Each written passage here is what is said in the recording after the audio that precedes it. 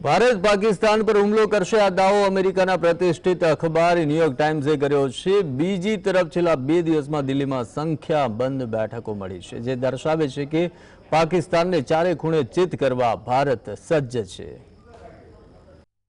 રાજધાની દિલ્હીમાં જે રીતે હલચલ વધી છે તેને જોતા ભારત કોઈ મોટો નિર્ણય લેશે તેમ લાગી રહ્યું છે। અત્યારે ચાલી રહેલી ગતિવિધિઓ રાજકીય, રાજદ્વારી, સૈન્ય અને કૂટનીતિક એમ તમામ દ્રષ્ટિકોણ સાથે જોડાયેલી છે।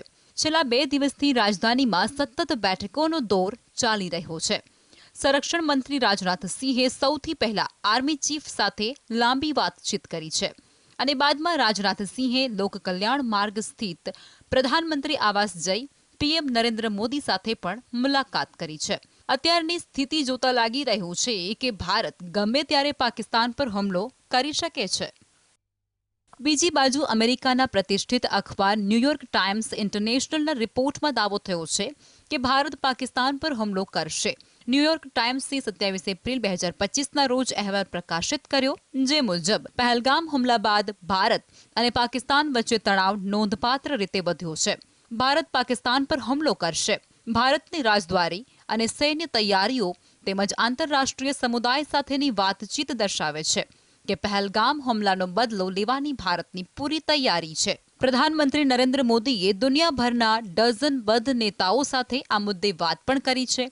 મોદીએ ગ્લોબલ લીડર્સ સાથે ફોન પર વાત કરી અને તેમણે આ ફોન મદદ માંગવા માટે નહીં, પરંતુ એ બતાવવા માટે કર્યો હતો કે પાકિસ્તાન વિરુદ્ધ ભારત શું કાર્યવાહી કરવા જઈ રહ્યું છે। રાજધાની દિલ્હીમાં જુદા જુદા મિશન સાથે જોડાયેલા 100 રાજદ્વારીઓને પણ રૂબરૂ બોલાવાયા હતા। ભારતીય વિદેશ મંત્રાલયે આ રાજદ્વારીઓ સાથે પાકિસ્તાન વિરુદ્ધ પોતાના સંભવિત પગલાં અંગે પણ ચર્ચા કરી હતી। દુનિયાભરના દેશોની નજર અત્યારે ભારતના વલણ પર છે। એવામાં ઈરાન અને સાઉદી અરબની સરકારોએ મધ્યસ્થી કરવાનો પ્રસ્તાવ મૂક્યો છે। ઈરાન અને સાઉદી અરબે ભારત અને પાકિસ્તાન બંને દેશો સાથે વાત કરી છે।